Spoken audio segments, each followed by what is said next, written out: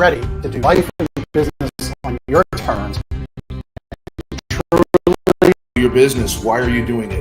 How is it going to change the world, and what's it going to do for your family? I want you to celebrate your success. Talk about the struggle, but I promise you, the story is in your struggle. They'll never be able to say that about me because people only see me working hard in anything that I'm doing whenever they see me. Focus on your success and the success of those around you. But being that constant in your community, good or bad, whether things are great in the community, bad in the community, who's steady? Unapologetically do business and life on your terms and truly live your big ticket life. What amazing guests living the big ticket life.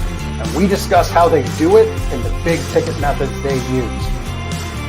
The things that make your life successful so you do life and business on your terms. In and of itself, the only limitations that we really have on ourselves is the ones that we allow to be put on ourselves. And most people don't look at it in that perspective. There's nothing wrong with being humble, but there's also nothing wrong with stepping into your superpower and letting people know who you are.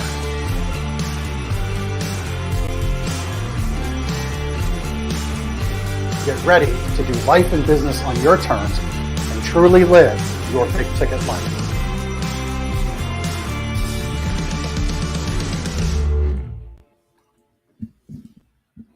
All right. Well, listen, from the show intro, Brenda is somebody truly stepping into her superpower. I'm really happy to have Brenda on the show today.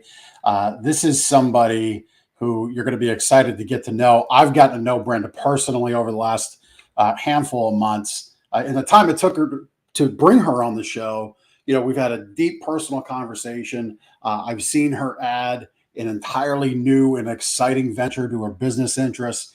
And today we're going to talk about, you're going to witness really kind of in real time, because she's about to launch her next big venture.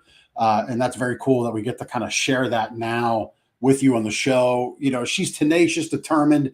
She has grace, because I let her down in March when I was on vacation, had tremendous technical difficulties. So we had to call an audible on that episode. But I'll tell you what, she's for sure someone you should follow and learn from. And a great place to start would be her book, Two Wolves, which you can get on Amazon. Welcome to the show, Brenda Neckvatal. Really appreciate you being here. Oh my gosh, thank you. What an intro. I appreciate it. I'm excited to be here. Thank you so much.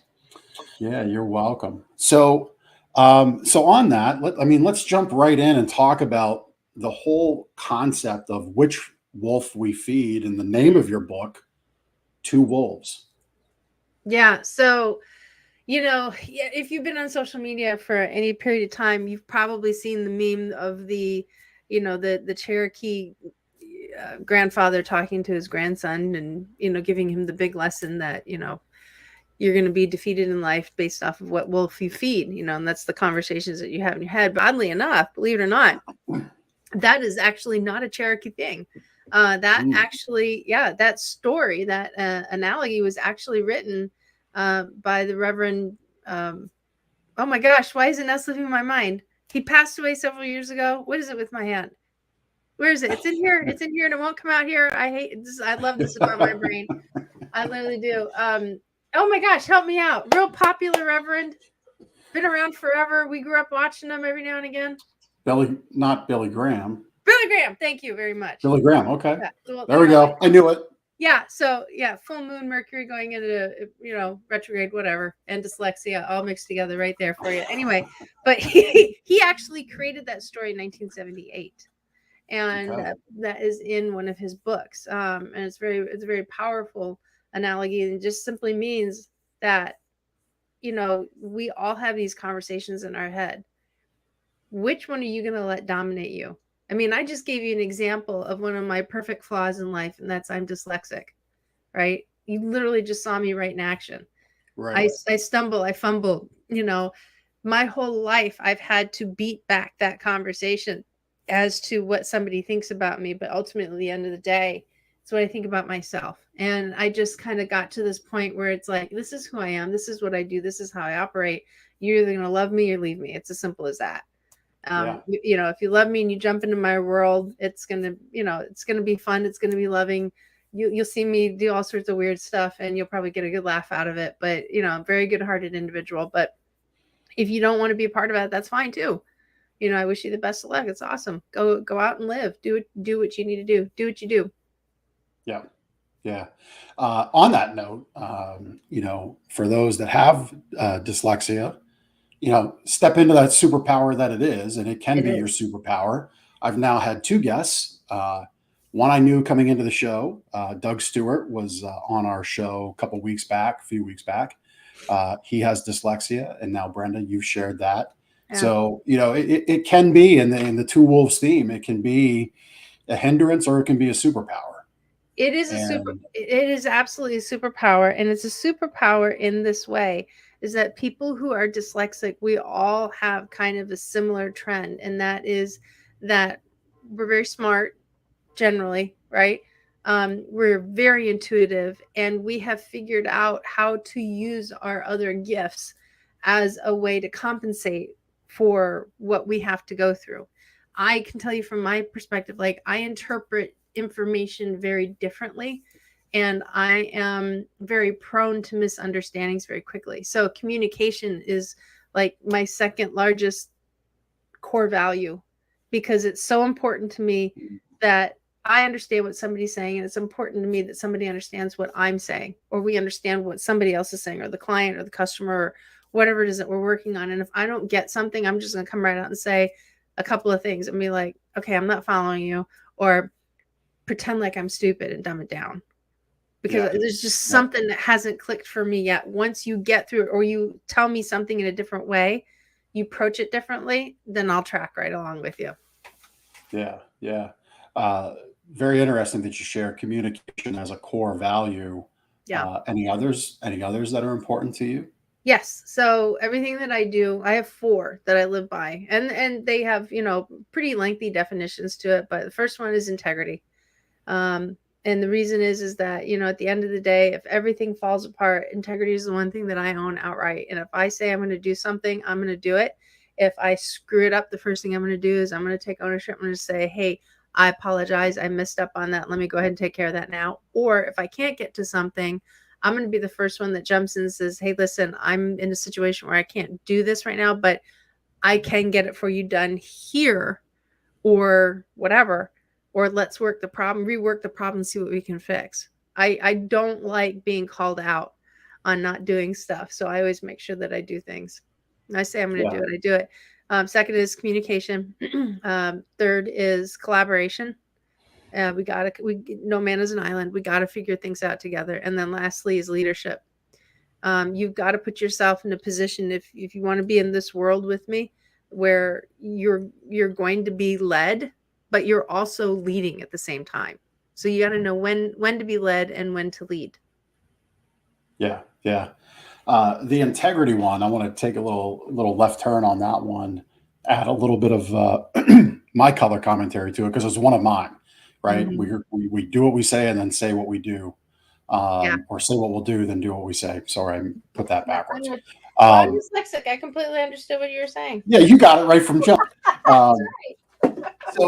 So we did this thing in my retail business, I believe, really in supporting the community that supports our business. Right. And part of that is giving back. Like, we don't just strafe our community and expect them to only buy from us, and we don't give back. So I do another podcast show on Mondays, and we announced last month that we're doing this roundup to give back, kind of like at the grocery store or the pharmacy. Nice. They ask you to donate your 7 cents to round up to the dollar, right? Yep. It's easy to say yes, because it makes perfect sense, and there's thousands of transactions a day. Because we're a smaller business, we're asking to round up to the nearest 5, 10, 20, just to have impact, right? Right. So my team was struggling because customers were asking, well, which charities do you donate to? Which, really is a very valid question. But I was hesitant to codify it, because the idea being the money's collected this month, we match, and next month the charities that come on, that kind of perpetuates the fund. So from an integral standpoint, I didn't want to say, because I may not know. Yeah. But from the customer standpoint, they're like, well, what charities is my money going to? Oh, it smells Because I may funny. not, because I may not agree with it. And I'm Yeah. taking it as, well, wait a minute, you've come this far, you're at our sales desk, you've invested hundreds to thousands of dollars with us, and now we're going to question it. Yeah. It was like one of those funny things, like, Yeah. which moment of integrity do you put first? And finally, Right. we just arrived at, well, at the desk, customers are going to donate to food pantries, because right now with food costs, Yeah. that's really at the forefront of a lot of people's minds. And I think no matter where you're from, what your life experience is, you can agree that's a good endeavor and get behind it. Absolutely. So then our match is going to go to those charities. And from the integrity standpoint, it makes a lot of sense, and it all adds up, right? But man, that integrity one, I get where you're coming from. Like, Yeah. please don't challenge me on that one, because it's like right here in the heart Yeah. with it. Yeah. So these are actually our core values. I printed them out and mounted them on these boards, and they're going up in the offices. So there's one for everyone. So, just not even just having them is one thing, but living to them in every aspect is massive. Yeah. So you said they're going up on the wall. That's for the aerial recon group, correct? This is And going to come down, and then those are going to replace it. Yep. And we'll touch on why they're coming down, going up here in a minute. So what's the mission of aerial recon group then? What are the values support? Well, values actually supporting law enforcement, public safety, and basically working with them to help them in a number of different ways become better drone pilots. And we're not here to tell them how to do their job. We are here to perform knowledge transfer. Actually, in the next 2 days, I'm going to be working with the sheriff's department, training them how to fly and the principles of flight, and then also working with them really how to master outdoor flying and prepare for their their Part 107 certification. They're kind of new to it. They had somebody that came in a year ago. It didn't work out, and so they reached out and said, "Hey, we would love to, have you come in." I've already done some other work with them as well. And the drone thing isn't just also about teaching, as you see on the screen right now. We actually are working to contract with the federal government and also other state agencies to be able to come in and assist during a post-catastrophic recovery and being able to fly and provide information back to incident command. There's a lot of different aspects of it. And then I know you want to touch on it a little bit later, but also we're putting together a airfield where agencies can actually come in and fly and practice. And right now we have about 144 acres of land use in Class G airspace, which means it's unrestricted. Yeah, very cool. Yeah. I mean, just a lot that you're doing there. And that's the air marshal behind us going off. I was just going to say, it's NACOA, right? Oh, did we somehow mute?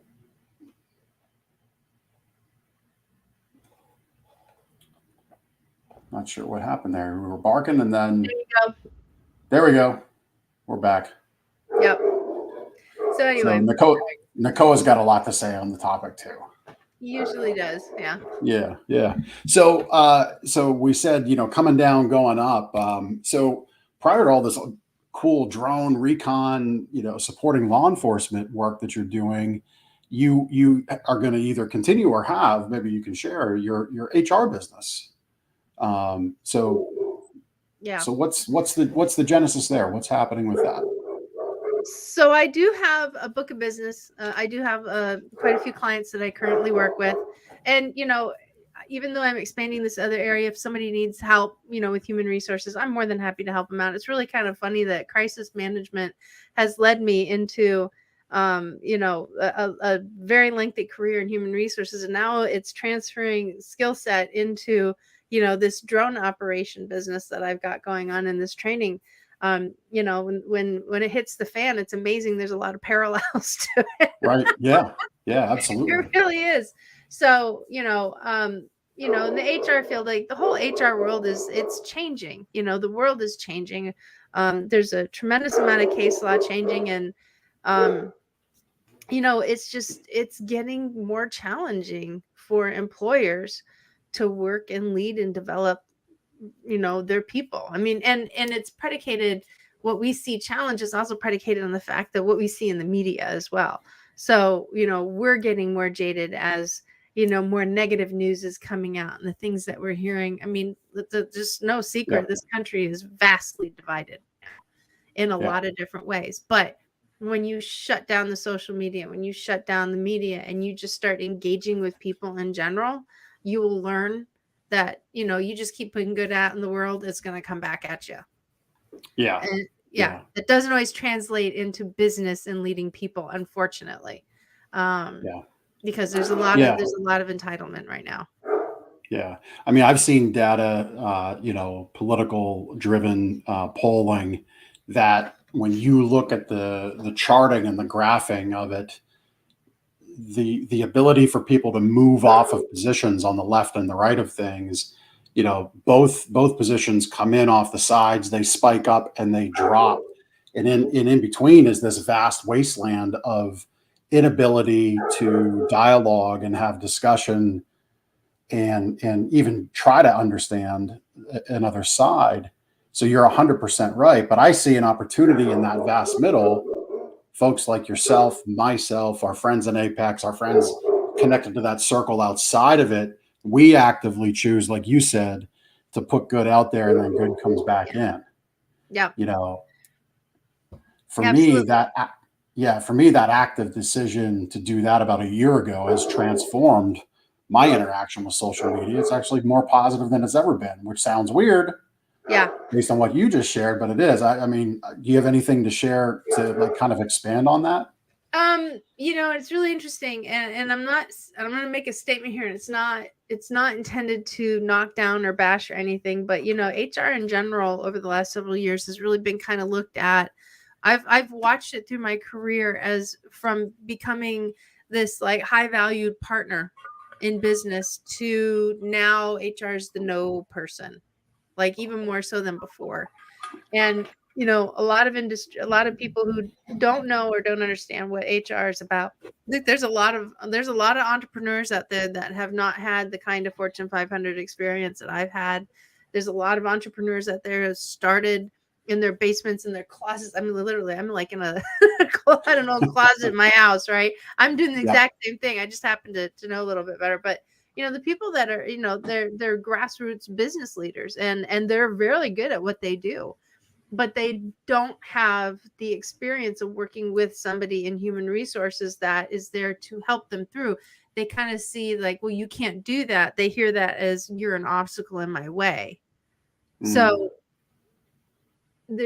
it's really a thick wall to get through to say, here's what you can do. It may not be ideal, but listen, let's at least start here, and we can start plowing a road forward. I mean, even some of the clients that I've worked with for years, every now and again, I'll get blasted out of my skin because they're just frustrated. It's like, look, dude, I don't write the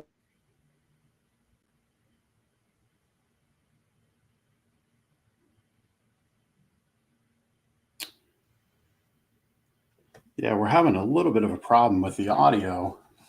We can see it going, and we just kind of lose it. I don't think you're doing anything. I think it's just the signal doing it.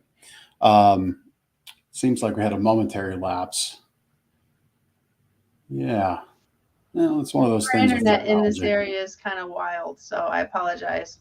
There we go. We got you back. That's all right. So I think you were just kind of wrapping up that at times the HR kind of becomes this wall and this frustration for business owners and those that they have in HR. So from your view, here's a question I don't think I've ever thought of, but I'm going to ask it. What does a good relationship with an HR department look like within a company? Like, what should HR be doing both for the owner, management, and then for the people that work there? Yeah, that's an interesting question because it has two sides to that answer. It depends on who you're asking. So if you're asking the business owner, you're going to get a completely different answer from the HR person. The HR person is going to want to know what's going on before you decide to make a decision. The HR person is going to be like, have a seat at the table, being part of the planning process, helping mitigate risk, helping to come up with ideas. How do we be more efficient and more effective?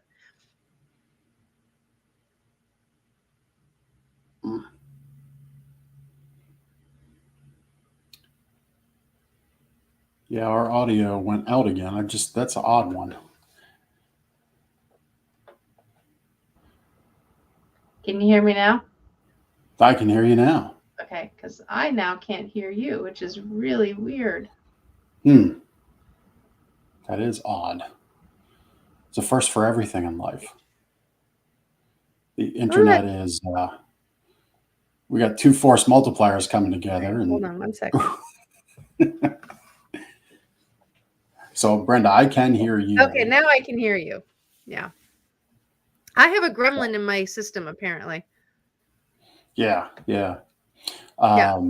So I don't know. I apologize. I'm not really quite sure what's going on. I got my feet crossed, staying away from cables. My hands are under my legs as I'm sitting. I really don't know what's going on. But anyway, we're gonna will it to work. Hey, you know what? We'll just keep doing it. Just keep. But you know what? That's like, this is a perfect example of what happens in everything in life. It's like, stuff comes up. Just keep moving forward. Yeah. We could decide to feed into it and be like, "Oh, this is terrible. Let's just wrap it up." Yeah. But we're gonna push through, and we're gonna drop the bombs and the nuggets on people, and folks are gonna learn something from our time today. So I'll tell you what. I'll quickly wrap up the question, and I'll answer it like this. So depends on who you ask, right? Your business leaders are going to be looking to HR to help keep everybody out of trouble. Your HR.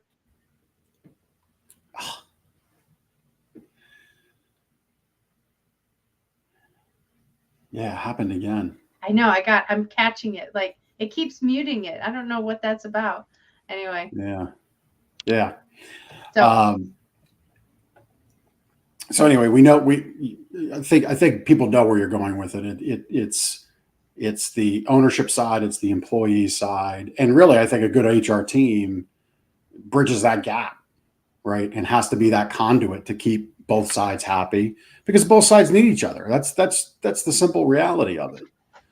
I lived a life like that as a wholesale manufacturer's representative. I would tell people, look, it's not my money and it ain't my furniture and bedding. I have to keep you both happy. I guess I was an HR person. I don't know. So I just didn't know it. It gets crazy. Yeah, for sure.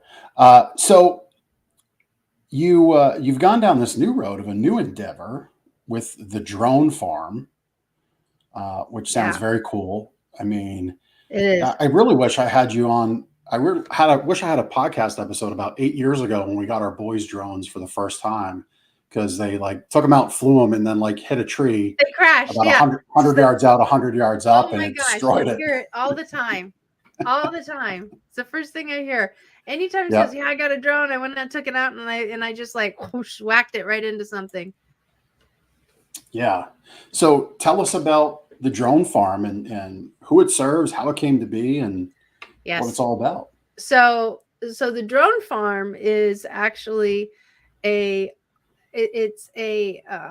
facility where law enforcement, public safety, government entities can actually come in and utilize unrestricted airspace to test out, fly, and practice a wide variety of drones that are used for a number of different reasons.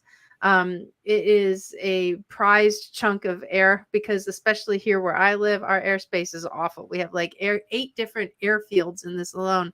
So there's not a lot of spaces where drone operators can actually fly. And as I talk to the contacts in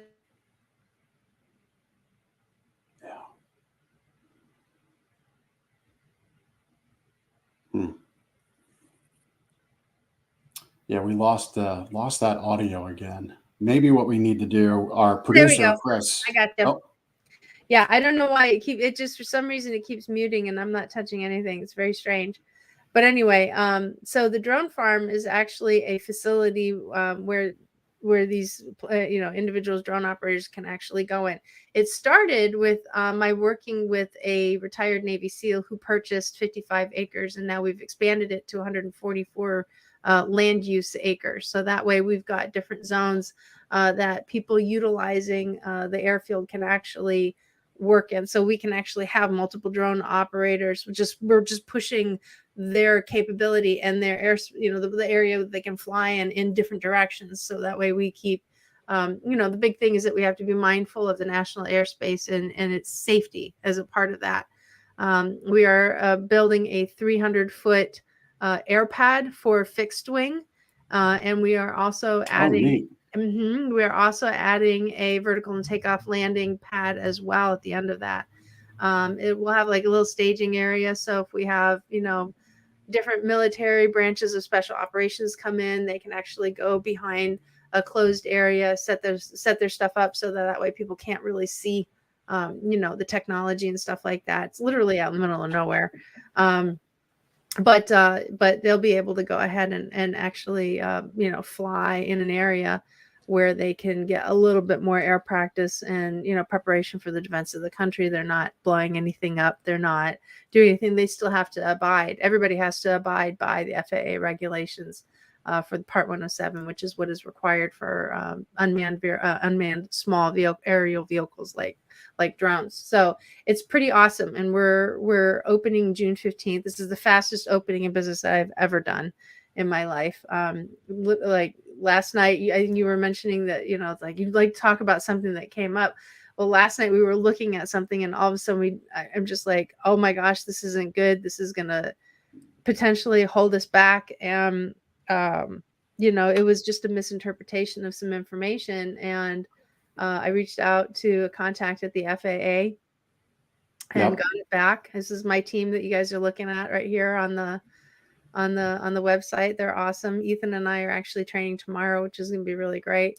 All of them are retired SEALs in some capacity, either medically or they, just exited, or they retired after full service. I'm the only one, obviously, that is not. We're spread way across the country. So we've got people throughout that if there's an agency that wants to train with us or wants to come up, or we can go out to them. And we do public service. We do, law enforcement. We're working with forensics as well. To teach forensic technicians how to fly drones. Oh, neat.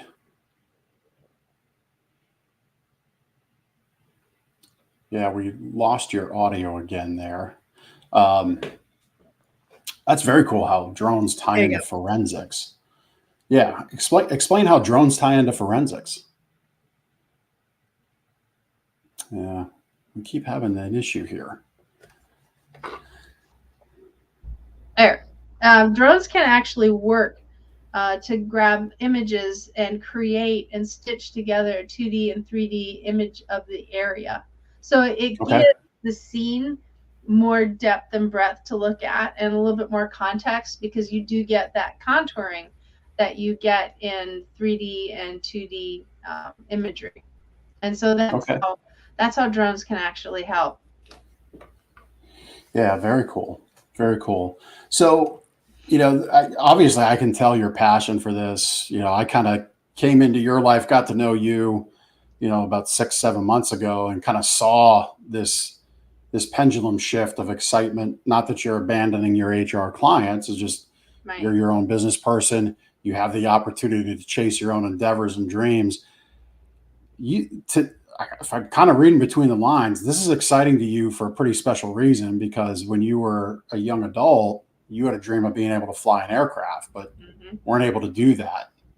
So this ties in directly. So why don't you share that story? Because I think it's very cool. So I was 16 years old, 15 years old, and we had, so I grew up in Erie, Pennsylvania, very small town. And we had an air show that happened. And so we had, U.S. Air. This is back in the day where it went from Allegheny to U.S. Air to U.S. Airways. And then U.S. Airways became part of American. So, we had all sorts of aircraft out in the field. We had a Galaxy G5 out there. And that was a relatively new aircraft for the Air Force. And it's the big one where the nose comes up and you can shove 8 Greyhound buses into it. I mean, it's absolutely massive, right? And I've always been fascinated with airplanes. I love to fly, absolutely love it. And I've flown all over the world. I'm fortunate to have already been to 22 countries by the time I was 22 years old. And Oh, so, wow. yeah, just absolutely love it. And so we got a chance to see this thing leave. And I mean, you're talking about a runway that supports nothing more than like a DC-9 or an MD-80. These are like old aircraft, so I'll put it into different contexts. It's like, the smallest Boeing 737, or Right. the ER 145s, right? I mean, this is not a very big airport at all. Anyway, that thing took off and literally went whoop, and it just shot right up. And I went, I want to do that. That's what I want to do. That was amazing.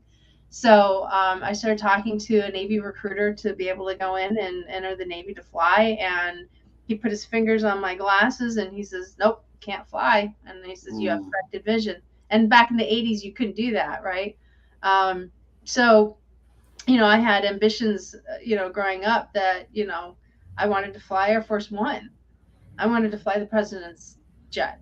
I mean, how cool was that, Yeah, And absolutely. yeah, I mean, I grew up watching the president. Originally it was the 727. This is where I geek out. The 727, and it progressed up into the 747 as we know it today, for the two aircrafts and then the Doomsday aircraft. But so I always wanted to do that. I didn't want to be like the first woman to do it. I just wanted to do it, and so that didn't happen. And flying was never not an option for me. It just wasn't the right time. And then when this industry opportunity came up, and I saw that there's a lot of blue ocean out here for what we're doing, and we've got the right people in place to do it with the right mindset and the information.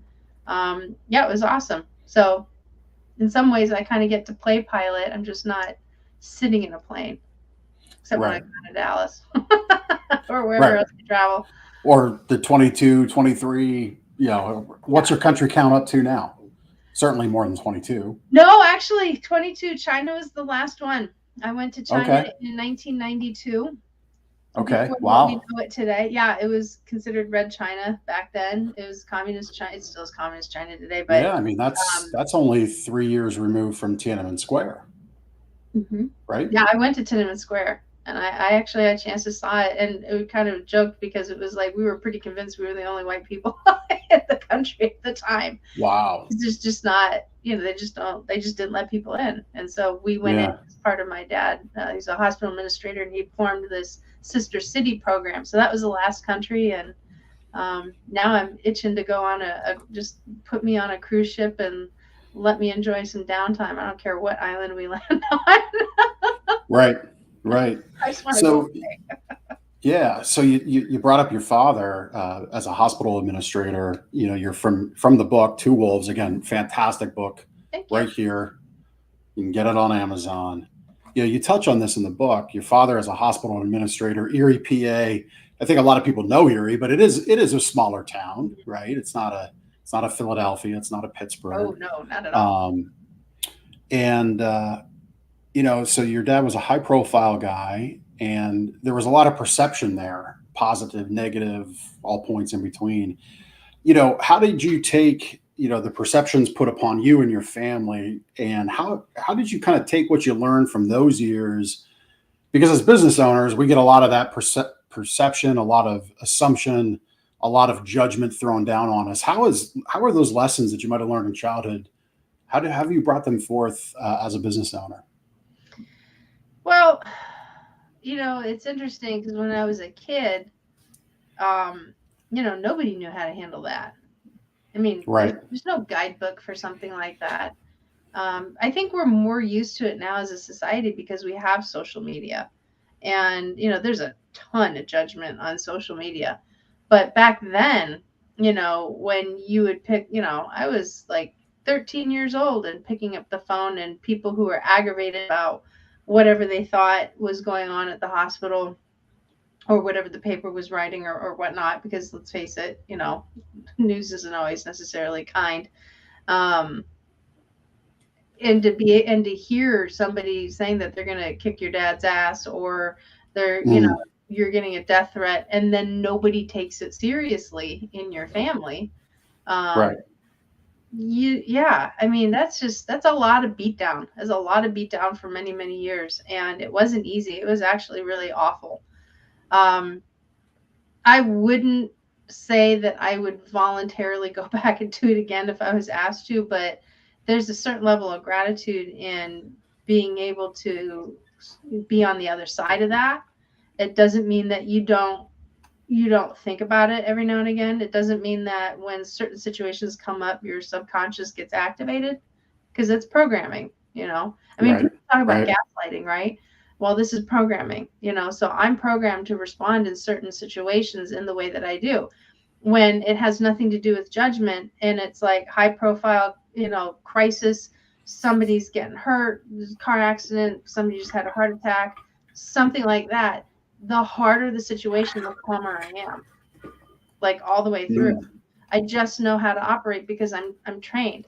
When it comes to, I made a mistake, or somebody's casting like immediate judgment on me to where I'm threatened in some way, like my reputation is threatened or any of my core values are threatened.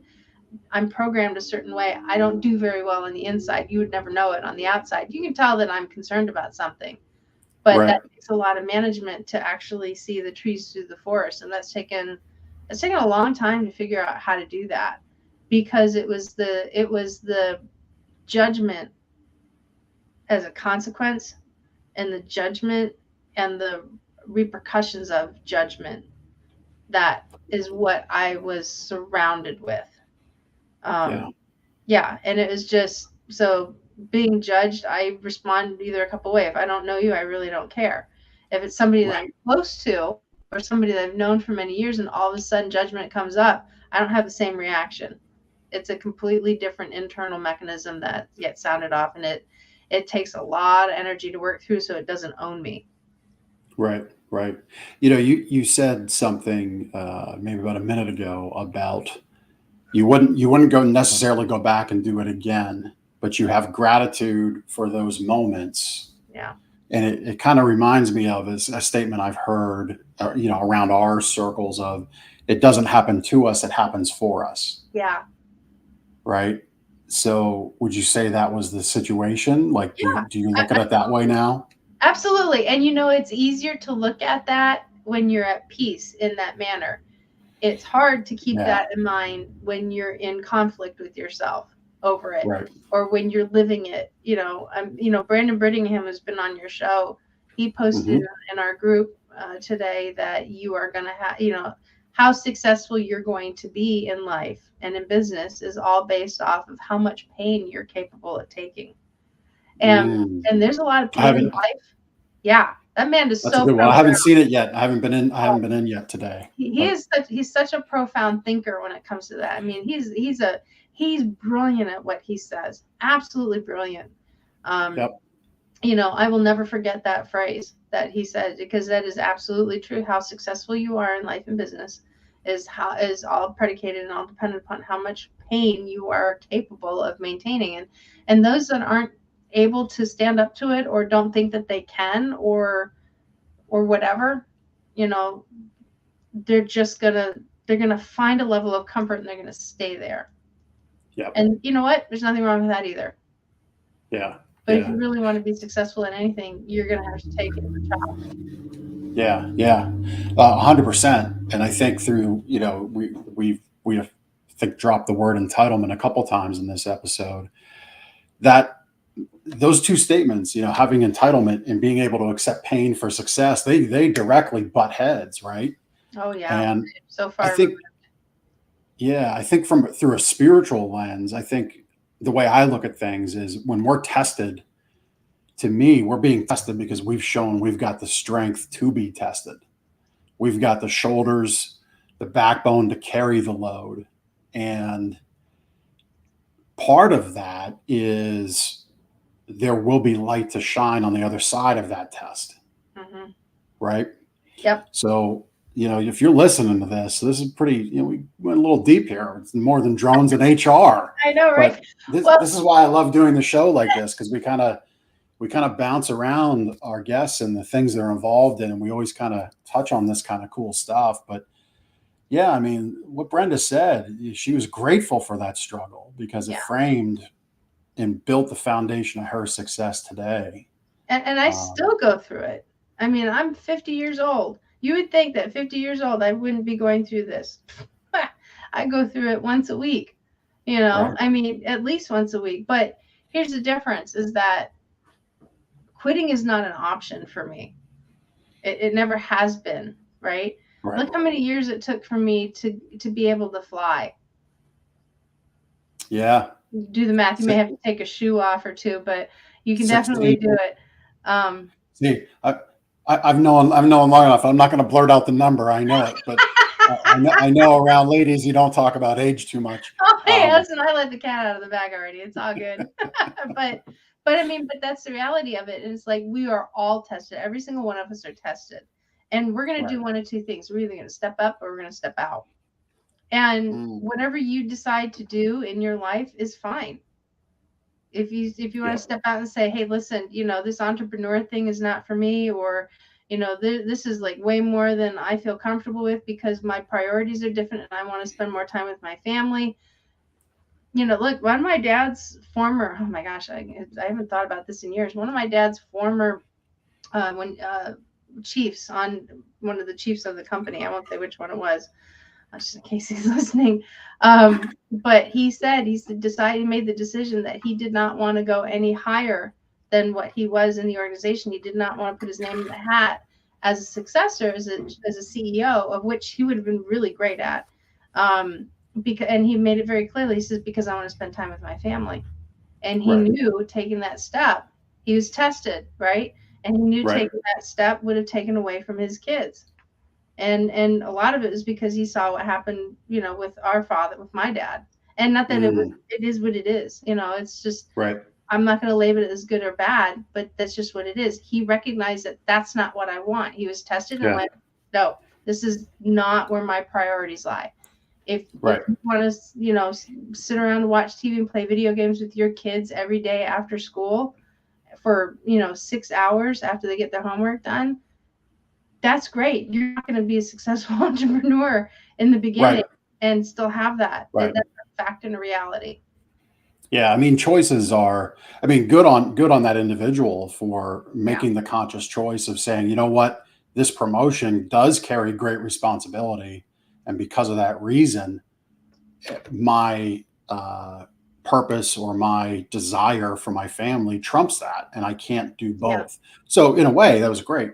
But yeah, I love what you said, step up or step out. I mean, you can't play video games for 6 hours and expect to be on the level of success of you or I or anyone else that's not playing video games for 6 hours. Right. Unless you're a video game writer. and there you go.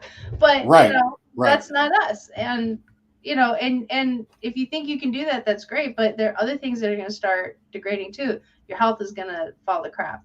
Your relationships are going to fall to crap. Your sense of security is going to go to the wayside, even though you may have a ton of money, because human beings aren't meant to be alone. And that's a very isolating type of activity. You know, there's going to be give and take. And if you break down into, like, if you look at the 6 F's, right?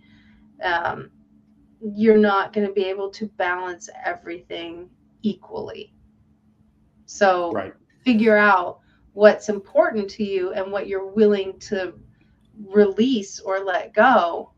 But you're not going to be successful at balancing everything. And if you'll probably die trying. That's the reality. Yeah. Yeah. I had a guest on the show that made a great analogy to trying to always seek balance, because when things are balanced, the needle reads 0. You know, and I think that's a great way to look at trying to chase balance, right? I think when you have your values aligned, you're clear on your mission, you're clear on what's most important to you, balance just kind of comes along and it fits. You don't chase it anymore. I think people who chase balance don't have the ladder in order. They don't have their values and their mission in order. They're not clear on what their purpose is. So balance kind of replaces that, like, busy work thinking you're being productive. It's balance is made up of what's it just now? It just went right off the top of my head, but It's catchy. you know, yeah, busy, like balance is filled with those busy behaviors, avoidance behaviors. Yeah. You know, I got to have a clean office before I can sit down and write the blog post.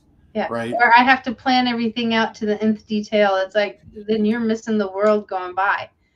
You know, Right. I worked with a woman and I tried to get her. She was so much of a planner that she literally, I kid you not, she literally planned herself out of business because she wasn't actively out there building leads, closing sales, bringing money in. She just kept planning. There was never any execution on her part. And she was like gobsmacked when she told me, she's like, I'm closing down. I don't have any clients. And I said, that's because you're not taking action. She's like, well, I'm doing action every day. I said, no, you're just constantly writing stuff down in a calendar.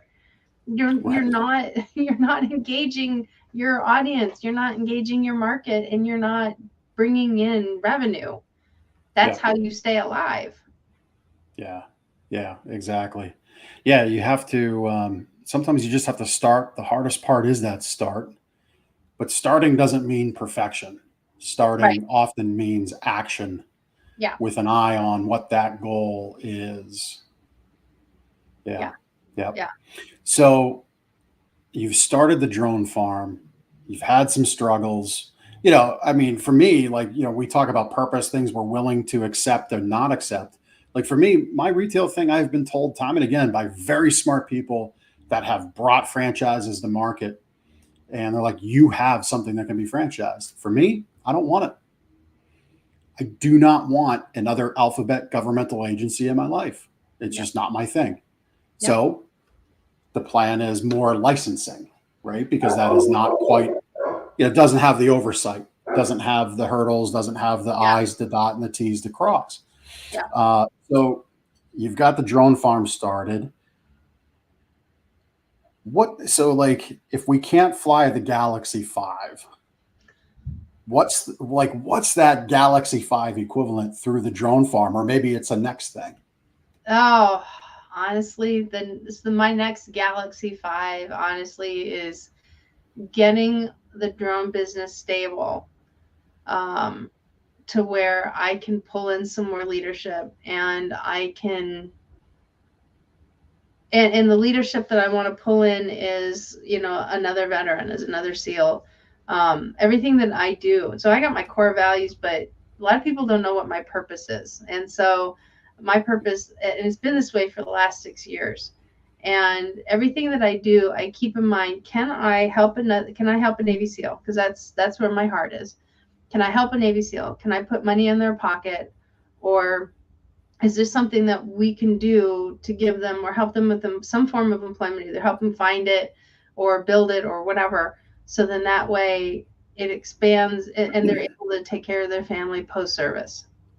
And so for me, it's right now just keeping my eyes open for the one team guy that can come in and help run this, and I can have more of a personal life.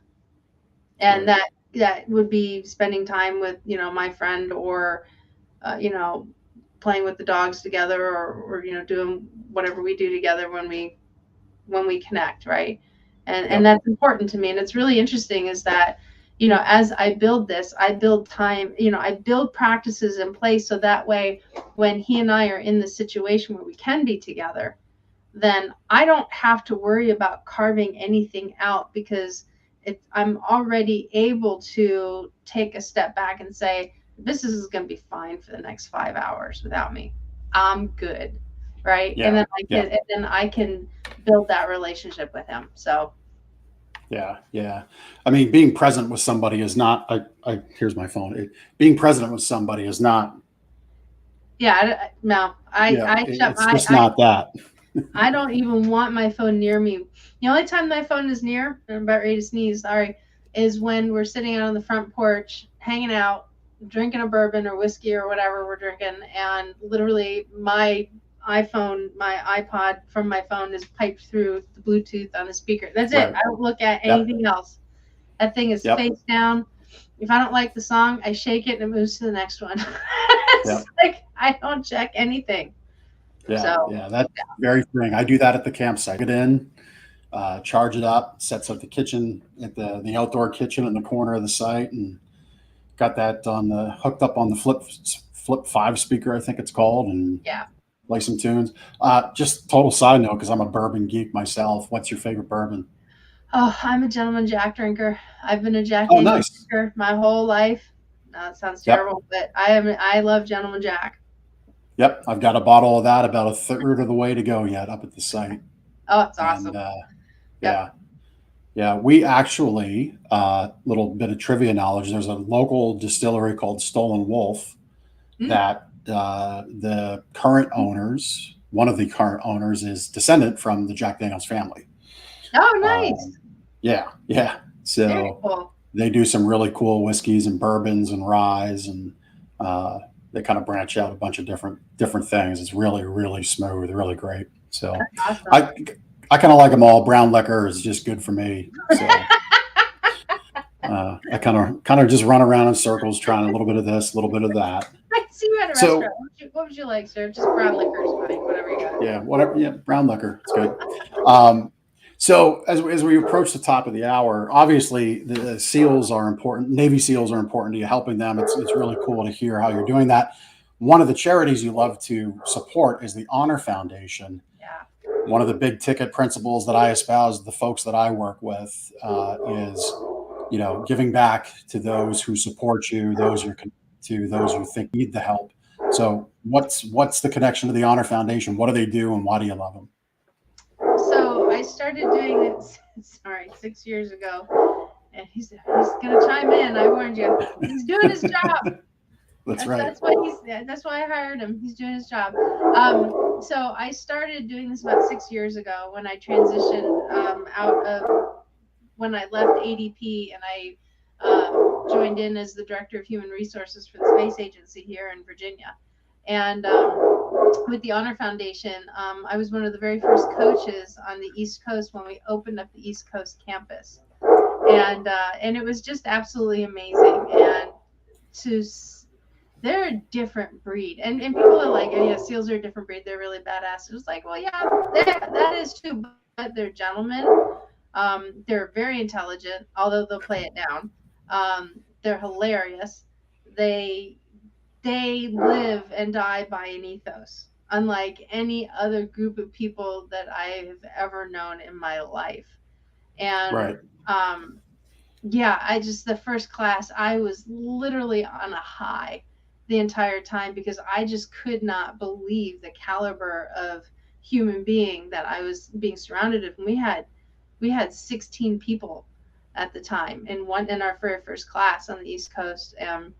And it was just absolutely amazing. As you can see, this is the staff. They're incredible. It's expanded. When I first started, it was only just a handful of people, and look how many, that they've grown into. And so I get an opportunity to coach.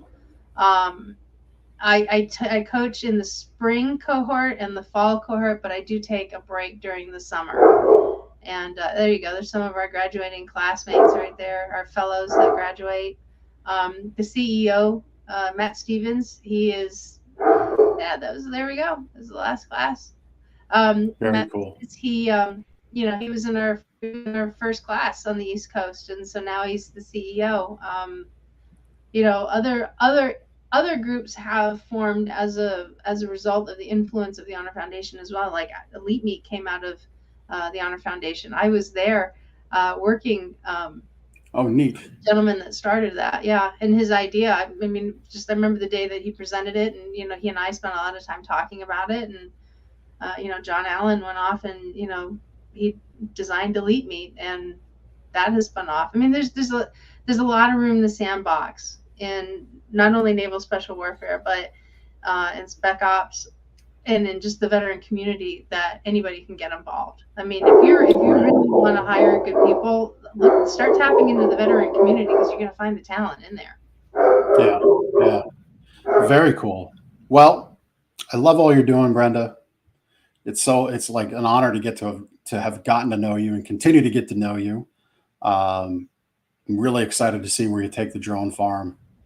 I'm happy that gets to be a part of a childhood dream. Maybe not in full, but you're going to live it to the fullest, I'm sure. So very cool to have you on the show. Thanks, You can get Rob. Brenda's book, Two Wolves, on Amazon. All right, just look it up, Two Wolves. You'll see it.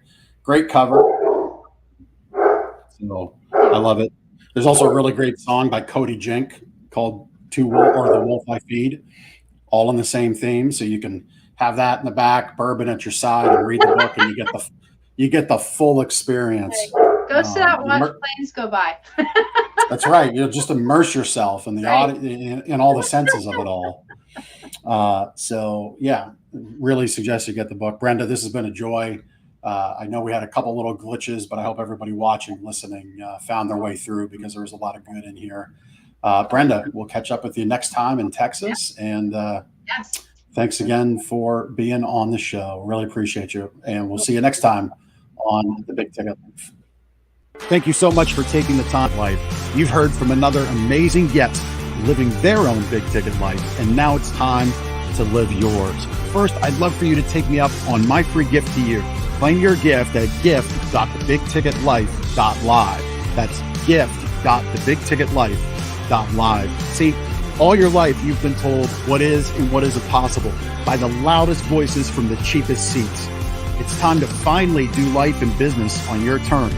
Sure, you've heard similar things, but without clarity on what can be done, it's easy to have your customers, employees, maybe even partners, and your spouse keep you from truly living a big ticket life. My big ticket methods shift you into that investor seat in your business, away from commodity and away from competition, into a market of one, so you can finally live your own big ticket life. So my gift to you is for you to book your discovery call today, where we'll uncover first the Chivo behaviors, those chief everything officer behaviors that hold you back, and why moving into the investor seat in your own business is critical. 2, we'll uncover the premium position that's up for grabs right now in your market that you're missing out on. And 3, which big ticket methodologies are just waiting to be dropped into your business to explode your sales and profits. So again, thanks for listening to this episode. I'd love for you to take action right now. Accept this gift, book your call, go to gift.thebigticketlife.live. Again, that's gift.thebigticketlife.live.